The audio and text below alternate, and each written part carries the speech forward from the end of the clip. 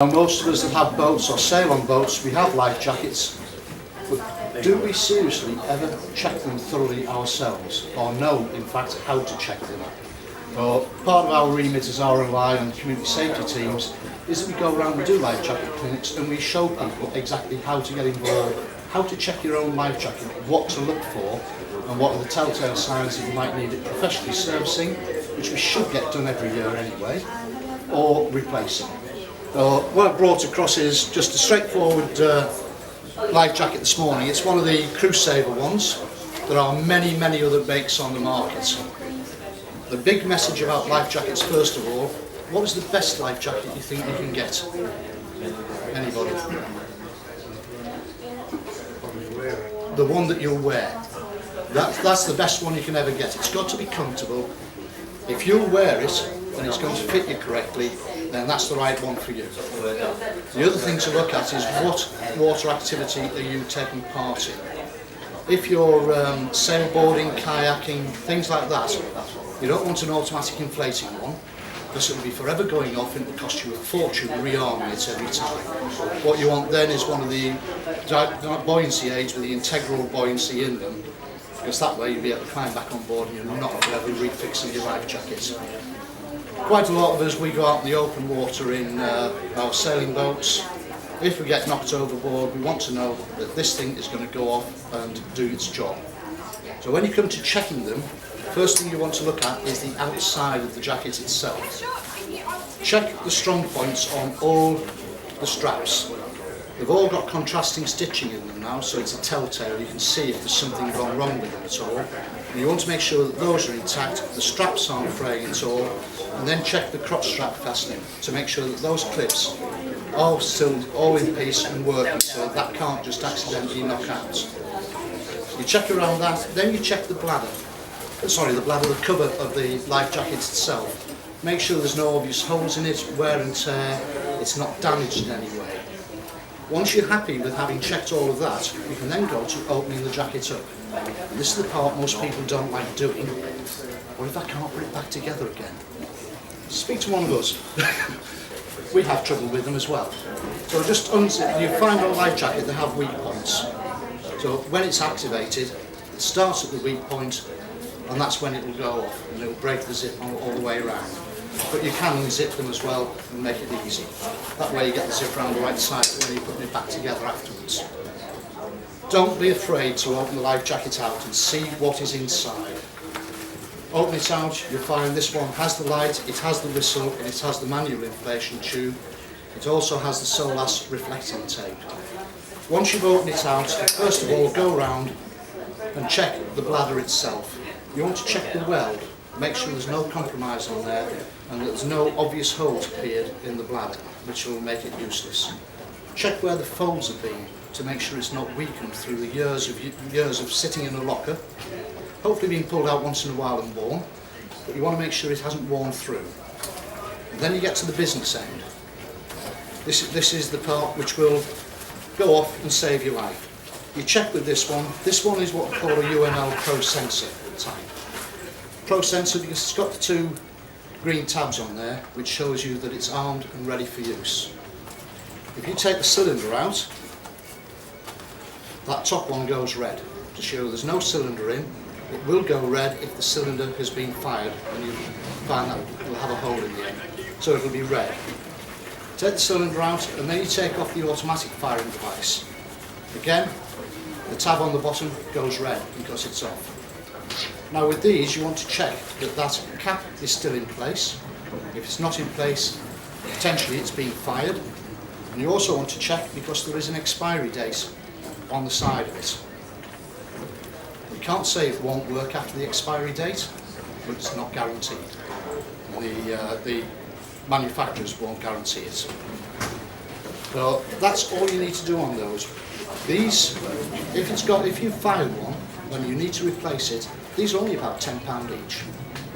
And they are very easy to replace. You screw them back into place and don't be afraid to make it firm.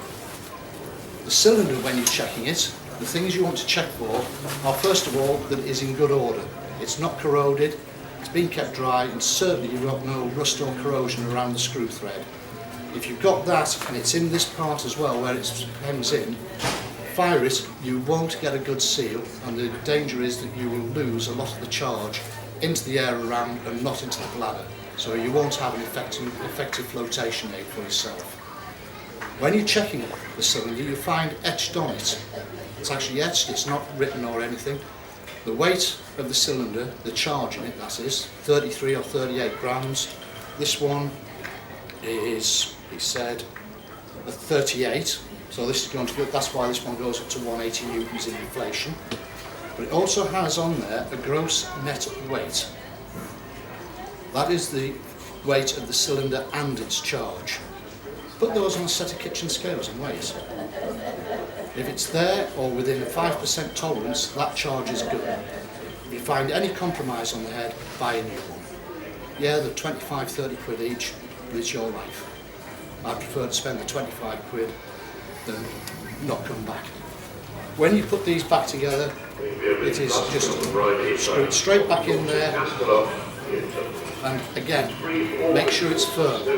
You don't want a leak around it when you go in.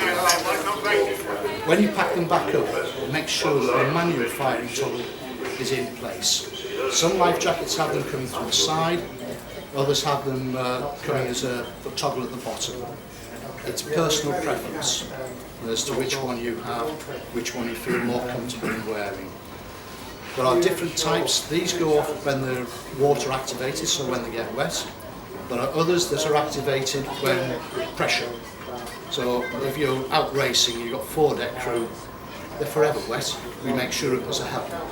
It's just one of those things we do to our foredecks.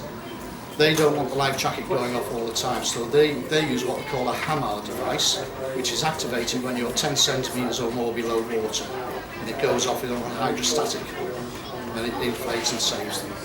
The other ones are manual only, which again, if you're going to get wet all the time, you're hopefully not going to lose consciousness. The manual only works as well. That is basically what you're looking for on a life jacket when you're checking it. Anybody got any questions? How do you wash a life jacket? Fresh water. So at the end of each season, what I do with mine, I actually take it apart. I always take the cylinder off first and then the automatic firing device. The cylinder out of the way and that out of the way. Wash it with fresh water, the whole lot, in particular the zips.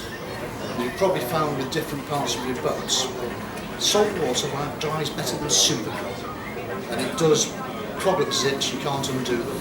So fresh water, good screw down, and then hang it up, nice warm dry place, and mine stays on for the whole winter before I put it back together. So it's got a very good chance of being bone dry when it goes back out. Get rid of all the mould. It gets there. Personally, mine comes off the boat every time I come off the boat. I never leave it on. That way it doesn't get that temptation to stay moist and damp and attract all the green that goes with it. Any more? Oh, thank you very much. I have brought a couple of booklets with me about life jackets. It's a very pricey version of the one that we go through for our training on life jackets. But it tells you a little bit about them, choosing the right life jacket for yourself, and a little bit about the different firing mechanisms that you can get and how to look after the jackets. For anybody who wishes to, do come over and see us on our stand just outside the Holiday Inn. We've got a wall of different styles of life jackets there that people can try on, see which one's going to suit them better. Some of the ones that blokes wear, women can't wear, something to do with anatomy. It's slightly different to a bloke's.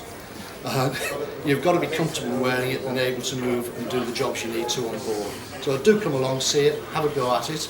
We're also looking at calling for help devices there, the types of things you can carry with you now to increase your chances of being spotted and recovered if you do get into any difficulties. Thank you very much. Yeah,